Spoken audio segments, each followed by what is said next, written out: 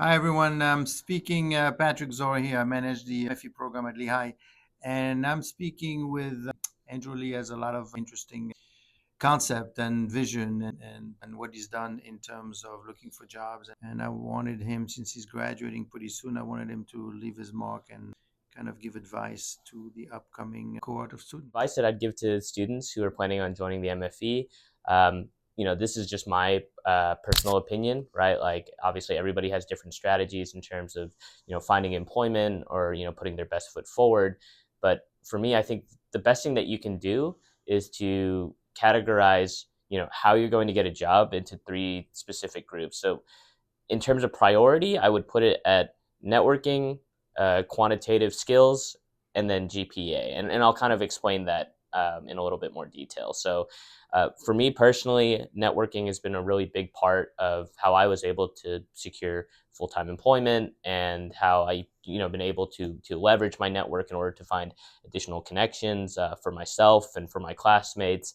And I place a lot of emphasis on, getting to know and learn about the industry like firsthand uh, through the experiences of people who are actually working in it. So that's where I put networking at the top.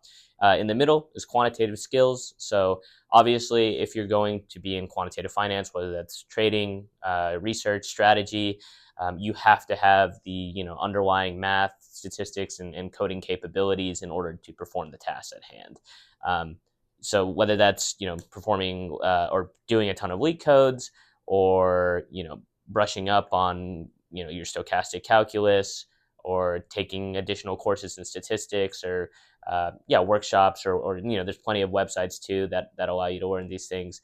I put that in the middle, because obviously you need to have the quantitative capabilities in order to perform at a high level at a lot of these firms. And then the last, but I wouldn't say it's the least important, I would just say that this is how I rank it, is the GPA. My reasoning for that is that in order to basically make it past the barrier to entry to a lot of these major firms, and a lot of firms in general, you need to have a solid GPA.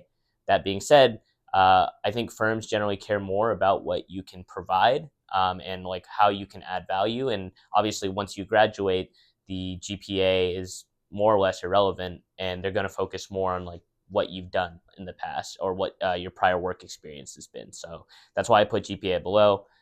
So yeah, that's my What advice. about what about large versus small firms? Yeah, those are. I mean, there's two completely different ways to go about those. For large firms, I mean, you really have to network heavily. A lot of these big firms, and some of the larger quant shops literally won't let you in unless you know somebody, like at the get go. For some of the smaller firms, I would say that they're willing to take more of a risk, and if that's something you're interested in looking at, definitely do it. And what I mean by that is that these firms are smaller. Some of them are startups, anywhere between maybe half a dozen to 100 to 200 plus people. They're looking for talent. And they're a lot of times they're looking for grit, and if you have the quantitative skills in the background to show it, they're more willing to hire versus some of these large quant shops and large financial institutions that have a gigantic uh, candidate pool to pick from.